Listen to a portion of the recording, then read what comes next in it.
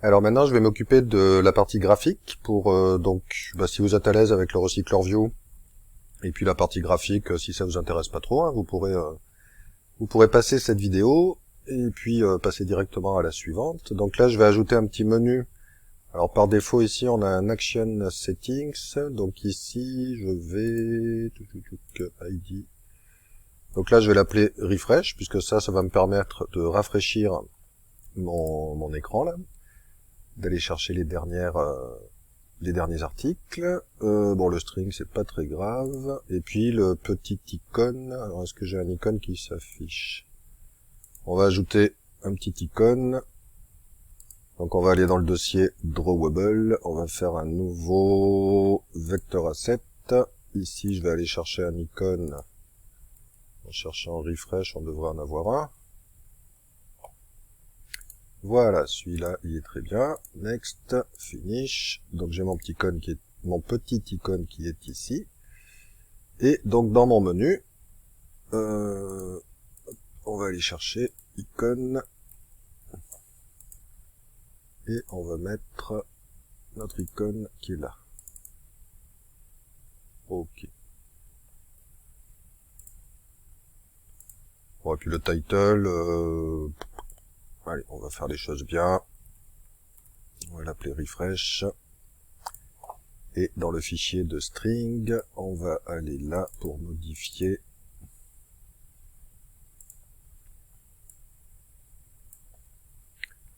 refresh. Bon, bien que le texte, de toute façon, on ne le verra pas là, mais c'est les bonnes façons de faire les choses. Donc ça, c'était pour le menu. Maintenant, alors là, j'ai différents fragments. Je vais prendre le fragment Home, puis on va placer un recycleur Vue avec un bouton dedans. Enfin, le bouton, non, il est déjà mis dans la toolbar. Donc on va juste mettre un recycleur Vue ici. Donc je vais enlever le texte Home. Là, on est dans un constraint layout, ok. Donc là, on va prendre un recycleur Vue qui va nous prendre toute la place. Donc on va le contraindre en horizontal et en vertical. Et puis il va falloir créer une ligne pour notre recycleur Vue. Donc on va créer un nouveau layout resource file. Donc on va l'appeler article line par exemple, ou row. D'habitude on mettait row, ouais, c'est pas mal ça. Voilà. Hop. Donc là on va se créer, alors là on est dans un constraint layout par défaut, donc ce que j'aime bien, c'est à la place du constraint layout là pour une ligne. Moi j'aime bien utiliser un card view directement, donc je vais enlever tout ça, je vais chercher le card view, il devrait proposer, voilà l'importation là. Donc c'est card view widget card view, et puis ça sera un petit peu plus sympa pour mettre en forme. Donc on va ajouter, alors dans les articles on avait le page ID, le timestamp et le titre. Donc on va ajouter 3 text view. Alors d'abord je vais ajouter un linéaire layout, ça sera plus pratique à mettre en place. Vertical, voilà, text view. Donc ça, on va le mettre dedans. Donc lui, on va dire que c'est le titre. Title. Ensuite,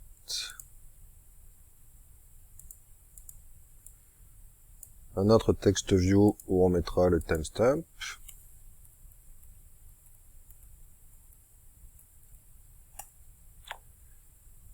Et puis un dernier pour mettre le page ID.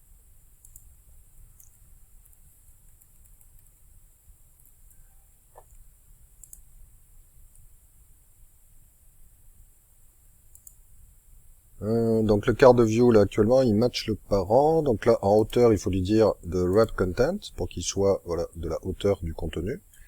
On va lui rajouter une petite élévation pour donner un petit effet là. On va mettre 5 dp et puis ajouter une petite marge. Layout margin pour tout, on va mettre 5 dp aussi. Voilà. Bon, après, on pourrait mettre le titre un petit peu plus gros, peut-être. Hop. Non. On va chercher la size. Et on va mettre, par exemple, 24. Bon, on va essayer avec ça. On ajustera après suivant ce que ça donne. Je vais enregistrer. Donc maintenant, on va mettre en place le recycleur view. Donc le recycleur view, j'ai l'habitude de le mettre dans UI, enfin l'adapteur. Hein. Je dis toujours recycleur view, mais c'est un adapteur. Donc on va l'appeler par exemple article adapteur. Voilà. Donc ici, je vais recréer le recycleur view. Alors ça va prendre un petit peu de temps, évidemment, vous pouvez faire avance rapide. Mais ça permettra de faire une petite révision sur les recycleurs view. Donc ici, ça va étendre de recycleur view. Voilà. Point adapteur. Et puis là, on lui met le fameux view holder. Alors après, on fait des alt entrées et on implémente les méthodes. Donc ça implémente le onCreateViewHolder, le onBindViewHolder, le getItemCount. Ensuite, on refait un alt entrée sur le viewholder pour qu'il crée. Alors là, il n'avait pas importé la classe. Là, on veut qu'il importe la classe de notre recycleur view. Non, c'est pas ça. Là, il faut qu'il crée la classe viewholder. Il me propose pas de la créer. Bon. Ah oui, est-ce qu'il faut que je prenne le nom de la classe ici? Il faut le mettre pour lui dire que le viewholder est dans article adapteur. Et là, il devrait me proposer de créer la classe viewholder. Voilà. Et maintenant, on refait encore alt entrée pour qu'il nous fasse l'héritage. Alt entrée pour qu'il nous crée le constructeur. Voilà. Alors, dans le viewholder, on va déclarer nos différents éléments de l'interface graphique. Donc, ce sont des text view que l'on a seulement. Text view.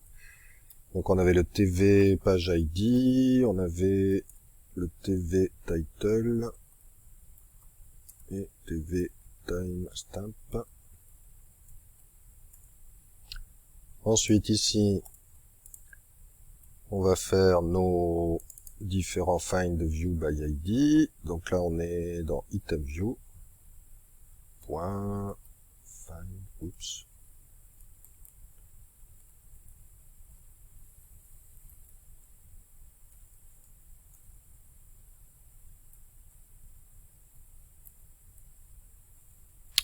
Ah, encore ma souris là.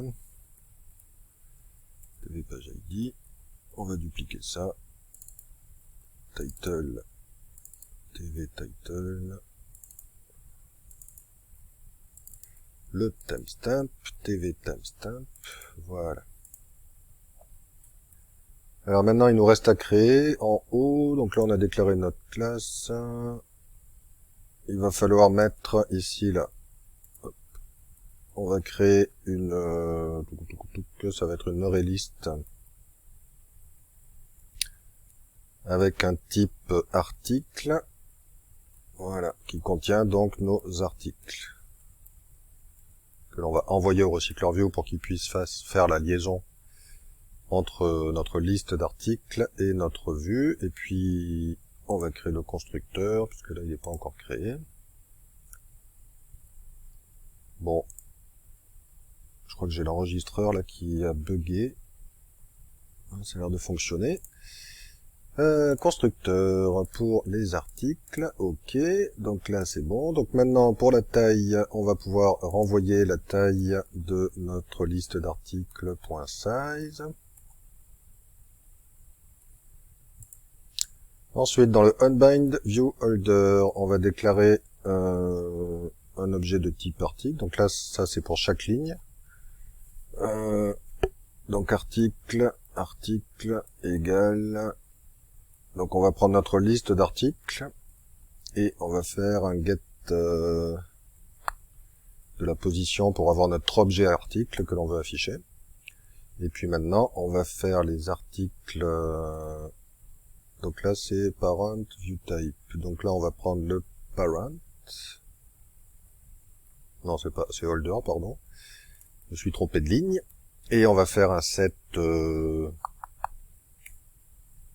On va prendre le TV page ID, par exemple, et on va lui faire le set texte. Voilà. Donc là, il faut lui mettre l'article point notre objet et on va chercher, en faisant un get, on va chercher le page ID. On va dupliquer. Donc on a le TV title qui est là et TV timestamp. Donc là on fait un get title et get timestamp.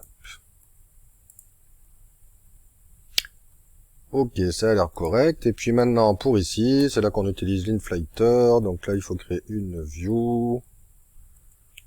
Donc on utilise le layout inflator.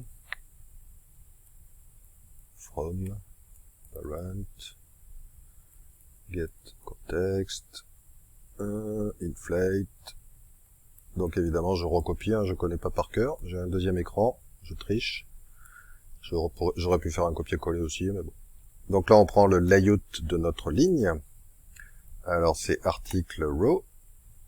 Et puis, il faut lui mettre ensuite le parent. Donc ça s'appelle bien parent ici, ouais. Ici, on met false pour attach to root.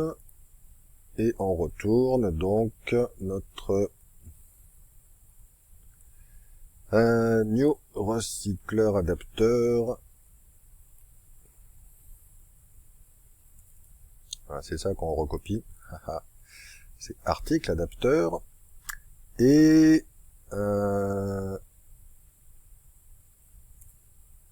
point viewholder et on lui passe la vue. Voilà. Bon, c'est beau. Donc l'adapteur est en place. Donc maintenant, il va falloir utiliser notre recycler view dans notre vue. Alors je pense que dans home, fragment home, ouais c'est ça, le recycler view, je lui ai pas donné d'ID, donc là je vais l'appeler recycler view articles, par exemple. Ok, alors maintenant, comme on veut afficher ça dans le fragment home, je vais aller dans le dossier UI home fragment, et c'est ici. Donc là, je vais créer la méthode onViewCreated. Et puis ici, je vais donc déclarer mon recycler view pour pouvoir l'utiliser là. Donc là, on va supprimer le texte home qui était dans la vue et que j'ai enlevé. L'observer, on va le supprimer aussi. Donc ici, on va déclarer notre recycler view. Non, recycler view. Donc on l'a appelé RV article. Donc ici, je vais en profiter pour déclarer aussi mes listes ArrayList d'articles. ArrayList de type article que je vais appeler article. Et puis on a le recycleur adapteur à déclarer aussi. Donc recycleur, alors je l'ai pas appelé recycleur adapteur, je l'ai appelé article adapteur. Et on va l'appeler article adapteur. Voilà. Et maintenant, on va essayer de mettre tout ça ensemble. Donc, notre RV article, on va le retrouver grâce à la vue et à un find view by ID. Donc, R, ID, RV, recycleur view article. Ensuite, on va dire que que nos articles ici, notre liste d'articles, donc c'est une new ArrayList. Voilà. Maintenant, on va instancier le recycleur, l'adapteur. Alors, l'article adapteur, non, c'est pas ça, c'est ça, article adapteur.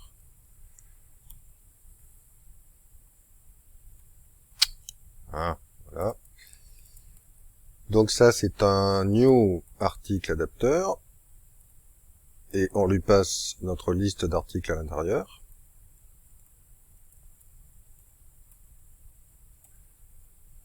On va remonter un peu. Ensuite, donc là, on va définir le layout. Donc là, c'est le set layout manager. Par défaut, on mettait le set linéaire. Layout manager.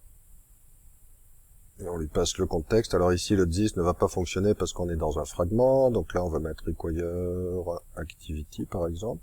Voilà.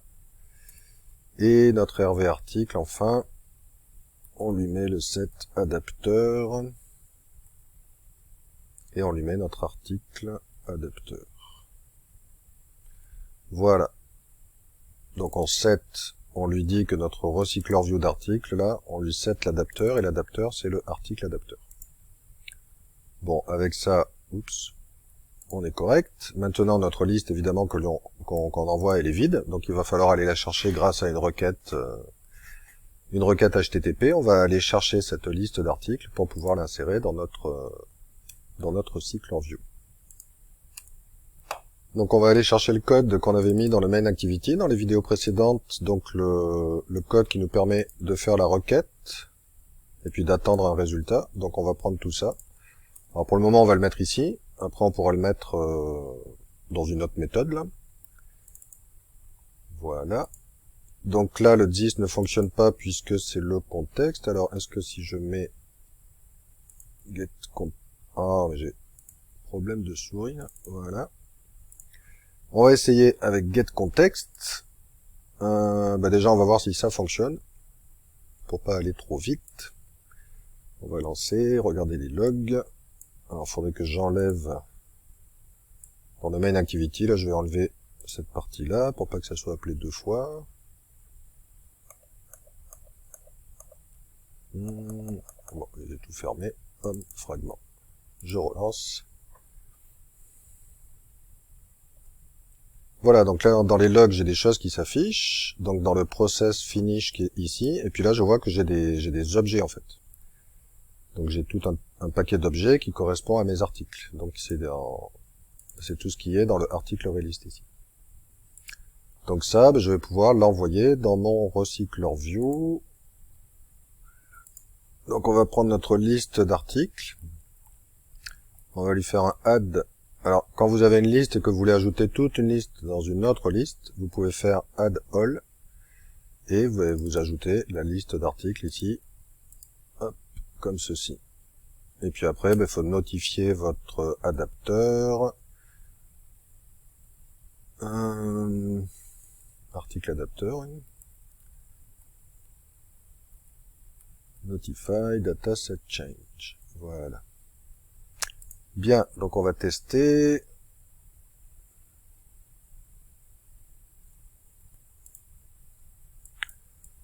Alors, apparemment, il y a une petite erreur, donc on essaye de retrouver... Alors, l'erreur est ici, hein. Vous avez tendance des fois à regarder la deuxième ligne, quand il y a plusieurs lignes, mais c'est là... Déjà, il faut regarder les liens qui sont en bleu, parce que les liens qui sont en bleu correspondent à vos classes.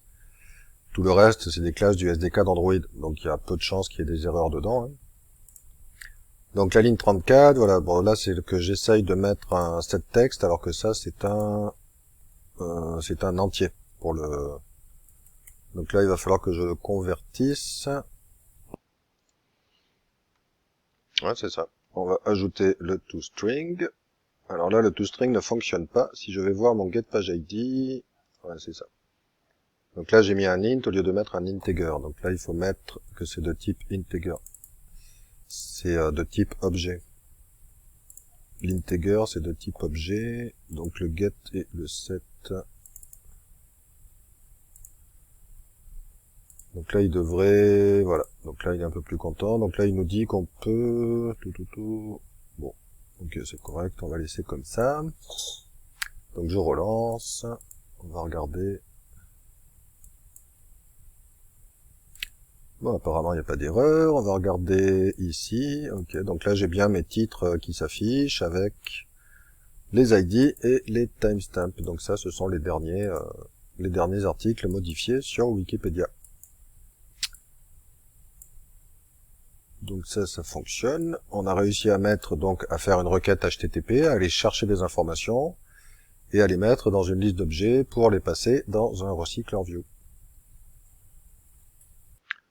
Alors au niveau du petit bouton, là je vois qu'il s'affiche pas directement. Ouais c'est ça, j'ai oublié de dire que je voulais qu'il s'affiche si jamais il y avait de la place ici. Donc dans le main, ici, donc pour le petit bouton action refresh, il va falloir lui dire qu'on veut qu'il s'affiche if room. Voilà, quand on met if room, donc il va s'afficher sous forme d'icône. Ça sera un petit peu mieux. Alors maintenant, pour gérer le bouton est dans main activity, en fait, est géré par le main activity. Donc là, on crée les boutons de menu. Là, je suis dans main activity. Donc là, il faut créer la méthode onOptionItemSelected. Voilà. Et puis, bon, on va mettre un switch au cas où on en aurait plusieurs. Donc là, on prend notre item du menu, on lui fait un get item ID, et puis on va faire les différents cases. Ouf. Enfin, les différents cases, là, il y en a un seul. Donc lui, ça sera, on l'a appelé action refresh.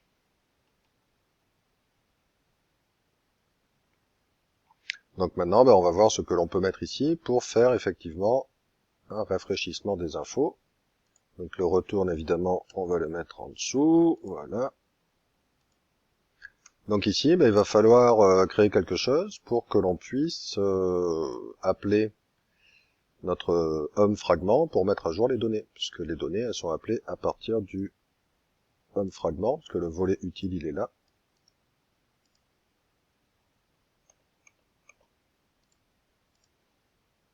Donc ici, ça va me permettre de vous montrer comment on peut faire pour appeler une méthode qui serait dans un fragment, alors qu'on est dans le main activity et qu'on utilise la navigation qui est fournie par défaut par Android Studio. Parce que jusqu'à présent, bon, on utilisait des fragments, on instanciait les fragments, donc on pouvait facilement aller chercher des méthodes dans les fragments. Mais ici, c'est un petit peu plus compliqué, parce qu'on a un système de navigation, et puis il y a des choses qui se font un petit peu automatiquement. Donc, c'est pas évident de savoir sur quel fragment on est, puisque là, j'ai 3 fragments disponibles. Donc, je suis pas forcément sur le home fragment. Il faudrait que je vérifie que je sois bien sur le home fragment avant de pouvoir appeler une méthode sur le home fragment. Parce que si je suis sur le galerie fragment, par exemple, et que j'appelle une méthode qui est dans home fragment, ça va planter. Donc ici, on peut utiliser, donc là, on va déclarer un objet de type fragment que l'on va appeler le... Bon, ici, vous pouvez l'appeler comme vous voulez, là, mais hop, je vais appeler navHostFragment. Et puis, on va faire appel au getSupportFragmentManager, que l'on avait déjà vu.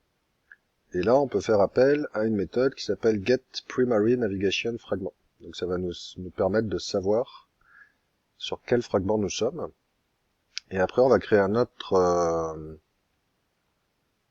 objet de type fragment que l'on va appeler currentFragment. Et en utilisant le navHost que l'on a défini juste avant, le navHostFragment, on va pouvoir, alors là, on peut utiliser le getChildFragmentManager. Donc, je regarde la documentation en même temps. Et on prend le getFragment.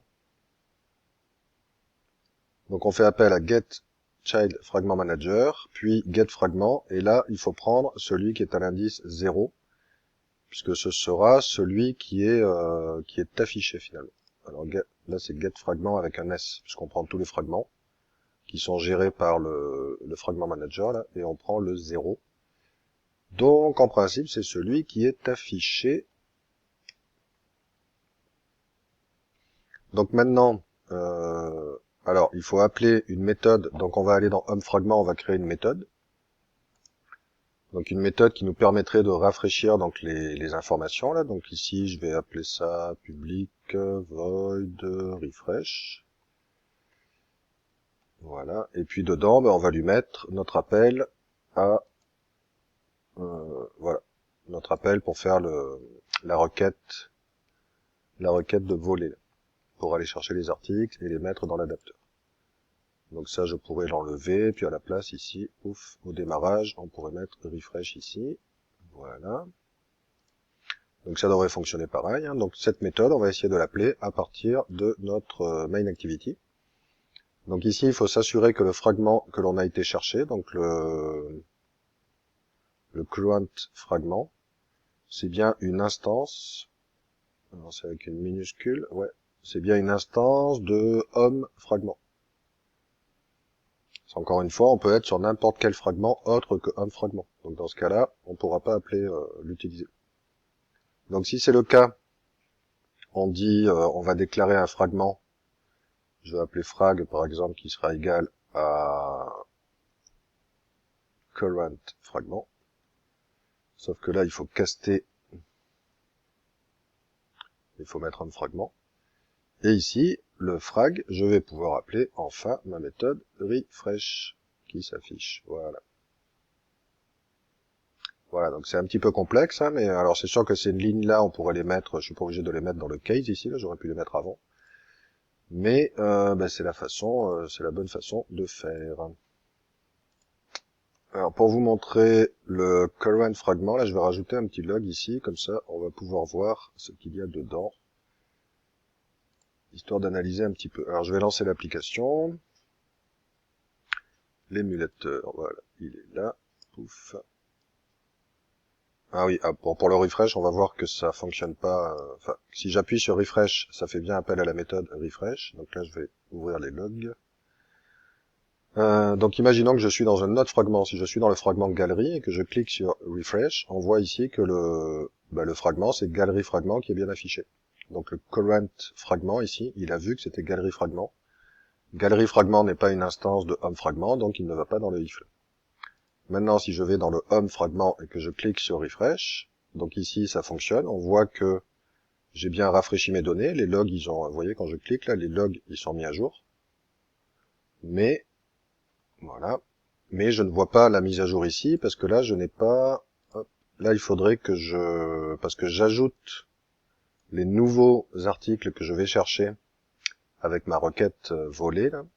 Je les ajoute à articles. Donc, article, en fait, au premier lancement, il a 100 articles dans articles, et puis après, il en a 200, puis après 300, etc. Donc, ici, il faudrait vider, pour bien faire les choses, là, il faudrait d'abord vider article, faire un clear, pour mieux se rendre compte. Voilà, donc je relance, il est là, oui.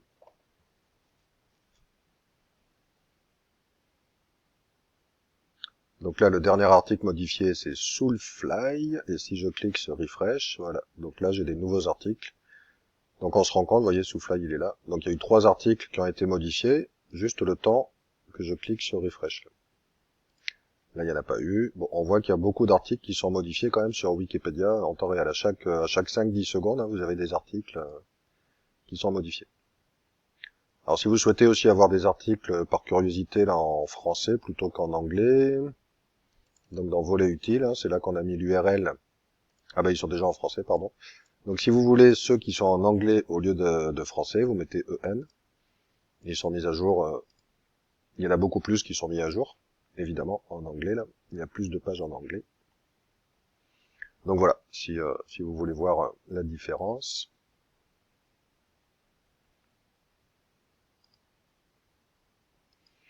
Ok, donc ça fonctionne correctement, donc c'est ça. Donc là vous avez ça, vous pouvez vous le prendre en note quelque part, hein, vous en aurez peut-être besoin dans d'autres travaux. Donc quand vous utilisez les outils offerts par Android Studio avec la configuration un petit peu automatique, que vous utilisez le menu à tiroir ou le bottom navigation, ici vous savez pas trop en fait sur quel fragment vous êtes. Donc avec cette méthode là, ça va vous permettre de savoir sur quel fragment vous êtes et de pouvoir appeler des méthodes dans le fragment. Alors pour l'utilisation, si vous utilisez une base de données, ce qui n'est pas le cas ici, au niveau de l'appel, donc là je vais chercher les articles. Si je voulais les enregistrer dans la base de données, j'aurais pu le faire à ce niveau-là, parce que là j'ai tous mes articles, donc là j'aurais pu les enregistrer dans ma base de données. Et si j'avais utilisé les view models avec les live data, évidemment j'aurais pas eu besoin de faire ce système là. Ça aurait été un petit peu différent, puisque vous savez que dès que vous modifiez la base de données, avec les live data, si vous mettez un observer, les données se mettent à jour automatiquement. Donc le processus aurait été un petit peu différent là. Donc avec une base de données, ce que j'aurais fait, c'est que ma requête volée, ma requête HTTP, je l'aurais faite dans le main activity au démarrage de mon application. Ici, par exemple, je peux vérifier si ma base de données est vide, si j'ai besoin de faire une requête volée. Donc je peux faire ma requête ici dans le main activity, remplir ma base de données, et après utiliser cette base de données quand je suis dans mes fragments. Donc le fonctionnement serait un petit peu différent avec une base de données. Et puis c'est ça. Et puis ça, je vais le renommer, tiens, tant que je suis là. Parce que data, souvent on l'utilise, le dossier data, on l'utilise pour les bases de données. Donc ici on peut mettre data HTTP pour mettre les fichiers qui concernent les requêtes HTTP.